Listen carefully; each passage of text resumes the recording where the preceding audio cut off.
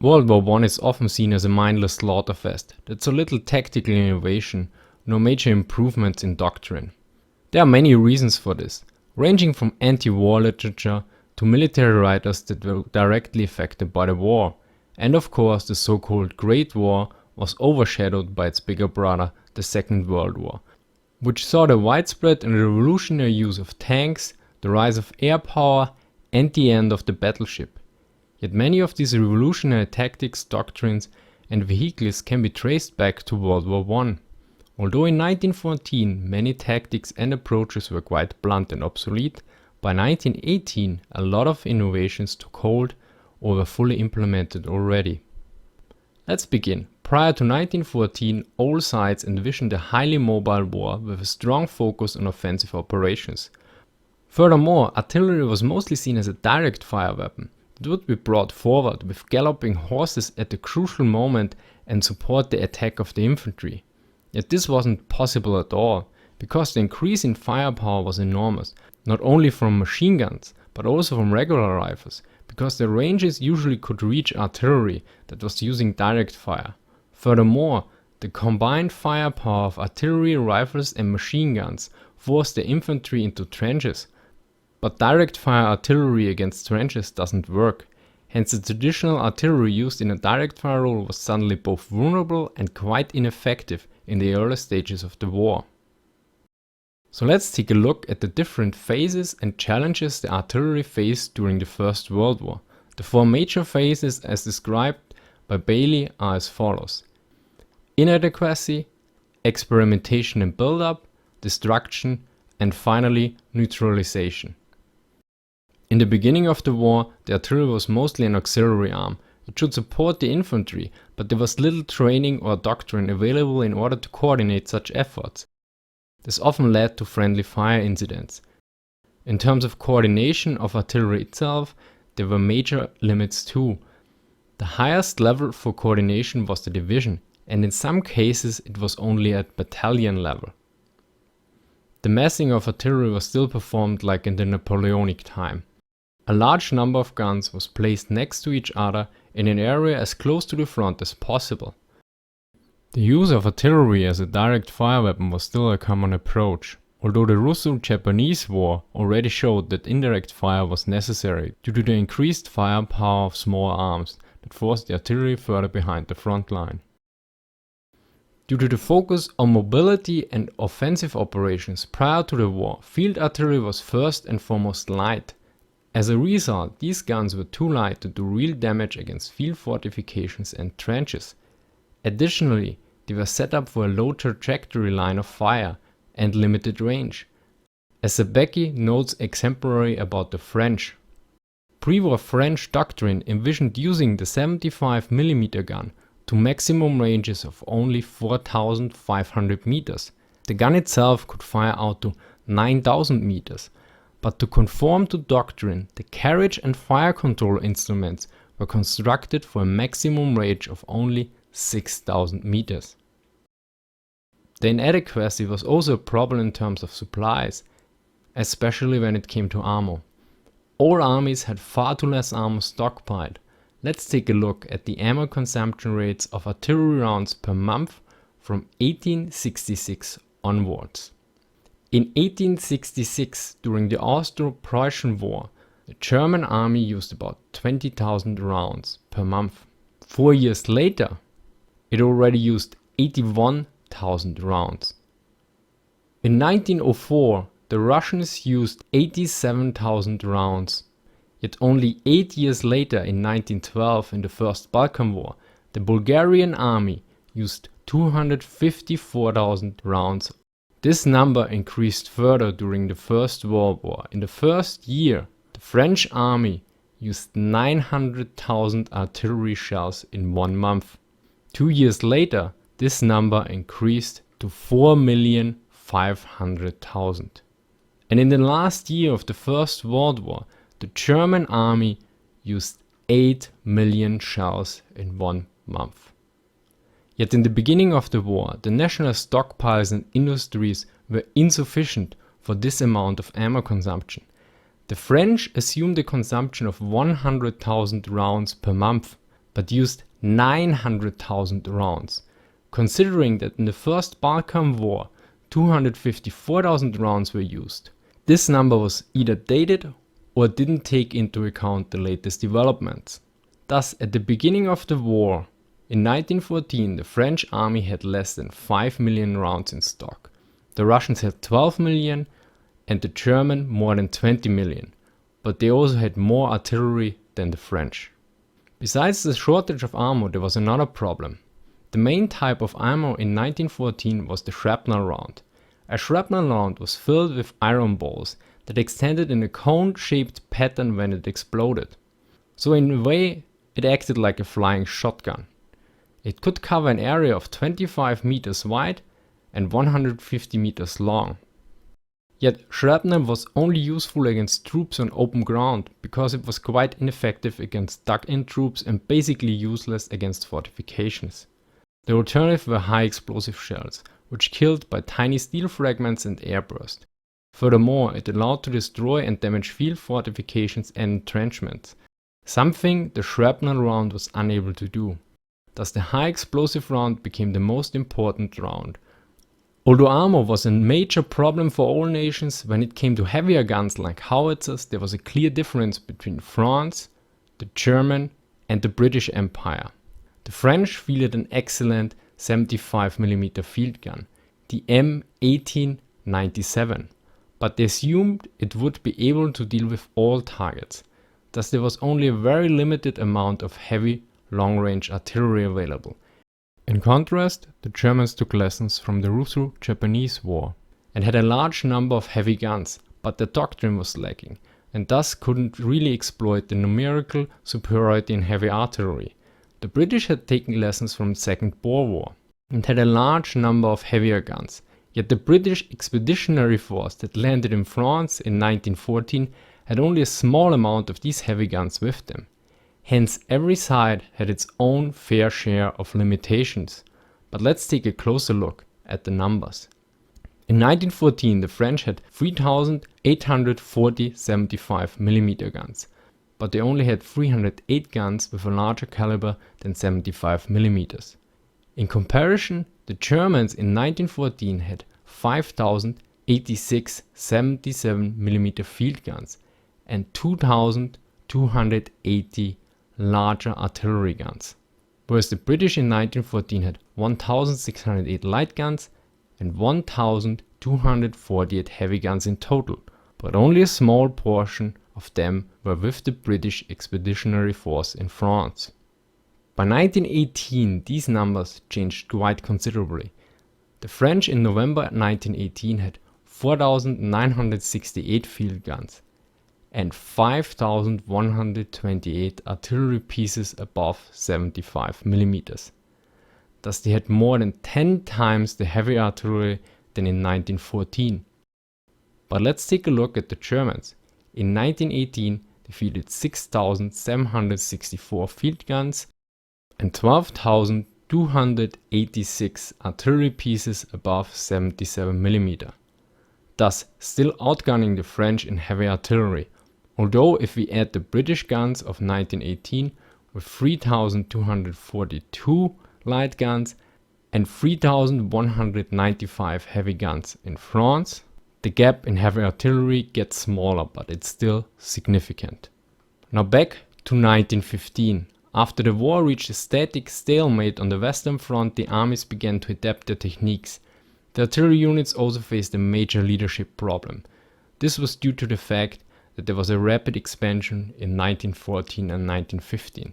This was especially true for the French artillery, because many artillery NCOs were transferred to machine gun units. One of the major changes in these times was the shift to effective indirect fire. Since Napoleon, the basic technique was to mass fire, but due to the increase in firepower from small arms and machine guns, the artillery needed to be deployed behind the front lines. Hence the only possibility to mass fire was by using indirect fire. Basically two approaches for indirect fire were developed and used in the Great War: observed and unobserved fire. Observed fire, as the name suggests, needs an artillery observer. He locates the targets and communicates the coordinates accordingly. Furthermore, if necessary, information to adjust range or direction is passed on. There were several disadvantages with this approach. First, the observer needs a line of sight to the target. Second, any adjustment would result in sacrificing any surprise, which allowed troops to either move out of the target area or take cover. It should be noted that taking cover considerably lowered the effectiveness of an artillery strike, something that is usually not well portrayed in movies nor computer games. Third, the observer needs a reliable line of communication, which was usually not possible due to technical limitations or battle damage. The alternative to observed fire was unobserved fire, yet it relied on maps and was done without adjustment. This is one of the reasons why modern military maps are usually way more accurate and full of elevation information, but at the beginning of the war that information was usually not available. Another problem was that since no adjustments were performed, the fire would also be incorrect, due to the fact that firing tables were based on standard data, which relied on standard conditions. And well, you don't have standard conditions in real life. Factors like weather, the conditions of the gun tubes, and the different quality of ammo led to inaccurate, unobserved fire, even if the maps were precise enough. To address these challenges, various methods like registration and other techniques were developed during the war to allow for a more precise, unobserved fire. Another area of improvement was the change from the standing barrage to the creeping barrage. In the beginning, the basic pattern was a standing barrage. This meant that the enemy line was shelled for a certain period of time. During that time, the defending units often moved away from their defensive positions or into secured underground shelters. After the artillery attack ended, the units moved back into position. Thus, when the infantry began its attack, it would usually still face a strong opposition from the defending infantry. To counter these maneuvers, the so-called creeping barrage was developed, which slowly moved ahead of an infantry attack, first shelling the target area and then moving to the next area. The problem with the creeping barrage is that the infantry had to move through heavily shelled terrain during their advance. Now the time period of 1916 to 1917 saw the artillery becoming a blunt instrument of indiscriminate hammering of entire patches of real estate. The main goal during this period was to destroy enemy infantry and enemy fortifications. Additionally, the artillery should serve as a wire cutter by destroying enemy barbed wire through extensive shelling. If you think this might be a quite loud and expensive way to cut wire, well, you might be right. 4 75mm field guns at a range of 2500 meters needed about 600 rounds to sufficiently destroy an area of 25 by 30 meters of barbed wire. Of course, the number of shells increased at a range of 7000 meters, the amount of rounds doubled to 1200. Now, destroying barbed wire was not some rare objective. Zabecki points out that the April-June 1917 issue of the Field Artillery Journal of the United States Field Artillery Association gives a very good picture of the prevailing doctrine at the time. It summarizes the step for an attack the following way.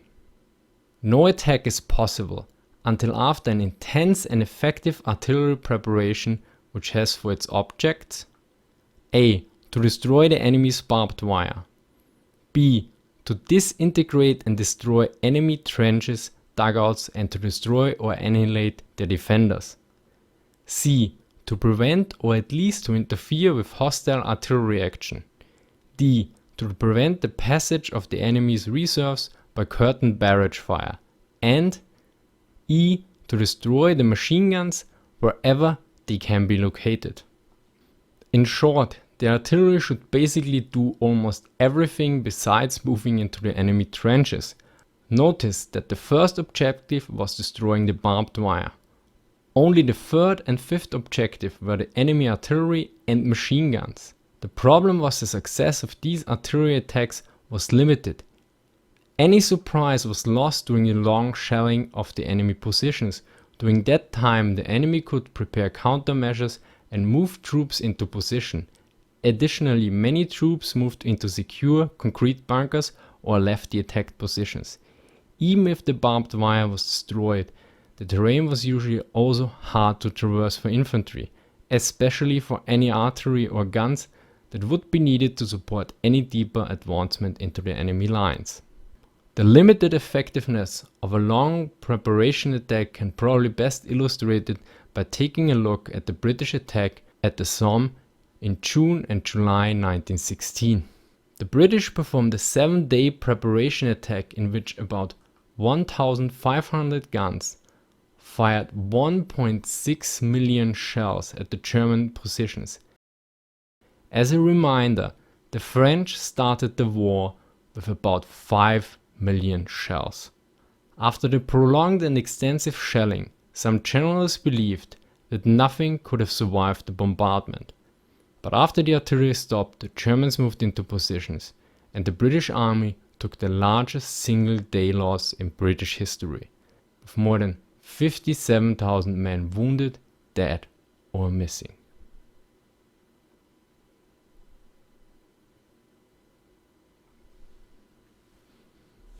In the final phase of the artillery warfare that started around winter 1917, there was a shift towards how artillery was used to support an attack. Instead of trying to destroy the enemy troops and fortifications, it shifted towards neutralizing the enemy, whereas neutralizing in this case means basically suppressing the enemy. The suppression should prevent the enemy from using his weapons effectively. Thus, the destruction of the enemy troops and equipment was not the primary objective of the artillery attack anymore. The aim was to stun the enemy by a short preparation attack that lasted only hours instead of days. To achieve this, the Germans used a 3-phase attack. The first attack was against the communication, command and control infrastructure. The second phase aimed at the enemy artillery, and the third phase was directed against the enemy infantry defending the front.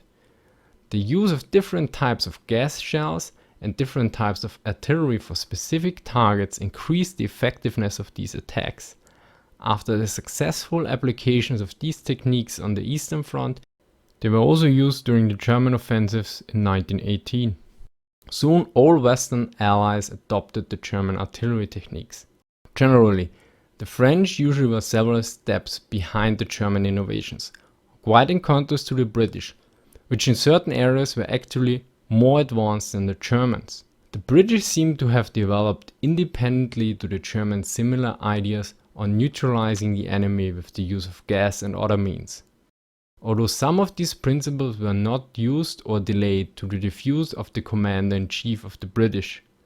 Probably most notable is the Battle of Cambrai in November 1917, where the British used the artillery in a new way. They used gas and smoke to neutralize the enemy and at the same time achieved surprise by moving the guns at night with proper camouflage.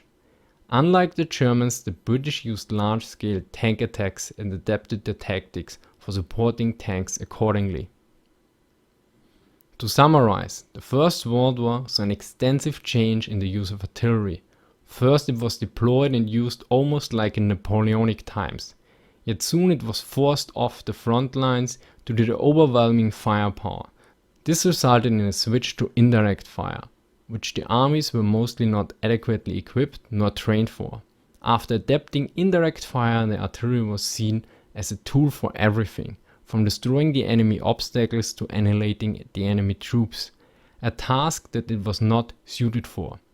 In the final phase it was deployed and used with a clear focus on its abilities and usefulness against specific targets, which resulted in a major success and the establishment of effective principles. These principles, to a large degree, are still the core of modern day artillery. Thank you for watching. Please like, comment, share and subscribe. And see you next time.